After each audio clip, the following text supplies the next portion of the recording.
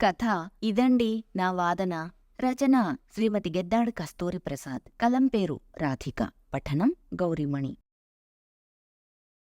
ఇలాంటి చక్కని కథలను ఇంకా వినాలనుకుంటే సబ్స్క్రైబ్ చేసుకోండి. నలుగురితో షేర్ చేయండి. నేను ఒక డాక్టర్ని, గవర్నమెంట్ డాక్టర్ని. వద్దొద్దు బాబోయ్ సర్కారు దవాఖానకు అని పాడే పాటను నిజం చేస్తూ, పాడెకు రోజులో ఎక్కువ బేరాలు కుదురుస్తూ, అవినీతికి మారుపేరుగా డబ్బే ప్రధానం అన్న తీరుగా డాక్టర్లుంటారని ప్రజల అభిప్రాయం. డాక్టర్ అంటే, ముఖ్యంగా ప్రభుత్వ ఆస్పత్రిలోని డాక్టర్ అంటే భగవంతుని మరో అవతారమనో, అల్లావుద్దీన్ అద్భుత దీపంతో ప్రాణాలు పోసేస్తాడనో, తెల్లకోటు బాబా అయిపోయి విభూతితో కాళ్ళులేని మనిషిని కూడా నడిపించేస్తాడనో, అబ్రకదబ్బరా అంటూ శవాన్ని కూడా బతికించేస్తాడనో ఆశతో కొందరు అమాయక ప్రజలు మా దగ్గరకు వస్తూ ఉంటారు. కానీ నిజానికి అవన్నీ అపోహలే. డాక్టర్ కూడా అతి మామూలు మనిషి. రోగం ఉన్న మనిషికి సరైన సమయంలో సరైన ట్రీట్మెంట్ ఇచ్చి రోగాన్ని తరుముతాడు అన్నది తిరుగులేని సత్యం. కాని యమధర్మరాజు దగ్గర అప్పటికే బుక్ అయిపోయి జబ్బు ముదిరిపోయిన కేసును వాళ్లు ఏమీ చేయలేరన్నది కూడా ఇంకా తిరుగులేని సత్యం. నేను సర్వీసులో కొన్ని వేల ఆపరేషన్లు చేశాను. నాతో ఆపరేషన్ చేయించుకుని బ్రతికి బట్టకట్టి భూమి మీద నూకలు చెల్లకుండా అనారోగ్యాన్ని తరిమికొట్టి ఇంటికి సంతోషంగా వెళ్లే పేషెంట్లంటే నాకు చాలా ఇష్టం. ఒక్కో పేషెంటు నేను ఎక్కుతున్న ఉన్నత శిఖరాలకు ఒక్కో మెట్టు లాంటివారు. అంతేకాదు, నా తల్లిదండ్రులు సరైన సమయంలో ట్రీట్మెంట్ అందక కన్నుమూశారు. దాంతో నేను బ్రతికే ప్రతి పేషెంట్లోనూ నా తల్లిదండ్రులను చూసుకుంటాను అని చెబుతూ ఉంటాను. నేను చనిపోయిన మా అమ్మా నాన్నల పేరు మీద హాస్పిటల్ నుండి డిశ్చార్జ్ అయిన పేషెంట్లకు బట్టలు కొని ఇస్తాను. ఇది చాలా సంవత్సరాలుగా జరుగుతూనే ఉంది. మరి వారికి బట్టలు కొనడం నా బలహీనత. దాన్ని జయించలేను. అంతమందికి బట్టలు కొనాలంటే జమీందారులైనా బికారులు కావాల్సిందే. అందుకే అడ్డదారిన ప్రయాణం మొదలుపెట్టాను. పేషెంట్ల దగ్గర డబ్బులు తీసుకుని నా తల్లిదండ్రుల ఆత్మశాంతికి వాళ్లకు బట్టలు కొంటాను. నేను పేషెంట్ల దగ్గర డబ్బులు తీసుకుంటున్నానని కంప్లైంట్స్ వెళ్ళాయి నా మీద.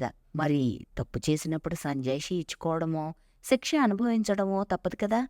ఇదేమీ ఆషామాషి కాదు కదా. మరి నా వాదన, పేషెంట్ల వాదన వినండి. నన్ను అర్థం చేసుకోండి. అర్థం నాకు ముఖ్యం కాదండి, ప్రజ్ఞ కావాలండి. అవినీతి మన దేశంలో అన్ని చోట్ల ఉంది. కోట్లాది ప్రజలు అవినీతిని ఊపిరిగా చేసుకుని బ్రతుకుతున్నారు. గవర్నమెంట్ హాస్పిటల్లో డబ్బుకి ప్రాధాన్యత ఇచ్చి డబ్బివ్వని రోగికి ఊపిరి తీస్తున్నారని, శ్మశానానికి తోస్తున్నారని అందరూ అంటారు.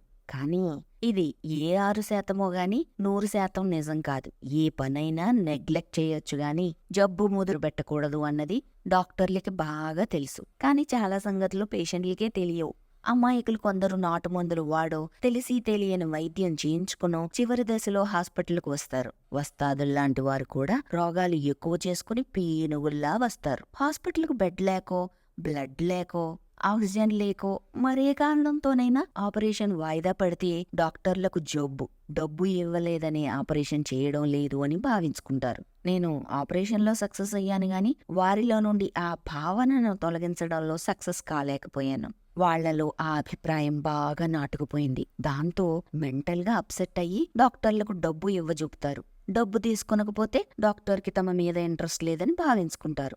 అలా భావించుకుని హాస్పిటల్ నుండి డిశ్చార్జ్ అయి వెళ్లిపోయి ప్రైవేట్ హాస్పిటల్లో తలలో తాకట్టు పెట్టి వేలకు వేలు బిల్లులు కట్టి ట్రీట్మెంట్ చేయించుకునే వారిని నేనెంతో మందిని చూశాను. డబ్బున్న వాళ్ళైతే పర్వాలేదు, తిండి లేక ఎండిన వారు కూడా అలా చేస్తూ ఉంటే నాకు బాధ కలుగుతుంది. ప్రభుత్వ ఆసుపత్రి ఉండి కూడా వాళ్ళు ఎందుకు ప్రైవేట్ హాస్పిటల్కు వెళ్ళాలి? డాక్టర్కు కావాల్సింది రోగులను చూడడంలో నేర్పే కాదు, ఓర్పు కూడా. అది వారి జబ్బు తగ్గించడంలో మంచి తీర్పిస్తుంది. డాక్టర్ చిరునవ్వుతో మాట్లాడితే సగం జబ్బు తగ్గినట్లే భావిస్తాడు పేషెంట్. డాక్టరు పేషెంట్ దగ్గర డబ్బులు తీసుకుంటే పూర్తిగా నయమైపోయినట్లు తెలుస్తాడు పేషెంట్. ముందు పేషెంట్ కావాల్సింది మందు కాదు, నమ్మకం, ఆపై ధైర్యం. నేను డబ్బు తీసుకొనకపోవడం వల్ల ఎంతో మంది రోగులను జారవిడుచుకుంటున్నాను. నాకేమీ వైద్యం రాదనే అపవాదు పొందాను మొదట్లో. అలా జారవిడిచినా నా జీతం నాకు వచ్చేస్తుంది. కానీ నేను చదివిన చదువుకి, చేస్తున్న ఉద్యోగానికి న్యాయం చెయ్యాలిగా. డబ్బులేని పేషెంట్లు ప్రైవేట్ హాస్పిటల్లో బిల్లులు కట్టలేక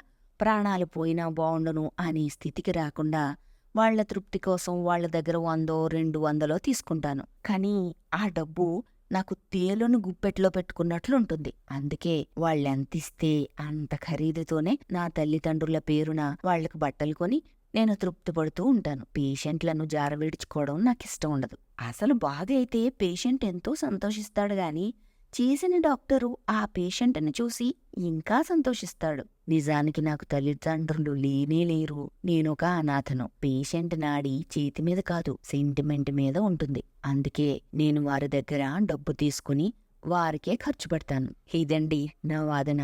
ఈ కథ ప్రచురణ ఆంధ్రభూమి మంత్లీ. ఇలాంటి చక్కని కథలను ఇంకా వినాలనుకుంటే సబ్స్క్రైబ్ చేయండి, లైక్ చేయండి, నలుగురితో షేర్ చేయండి.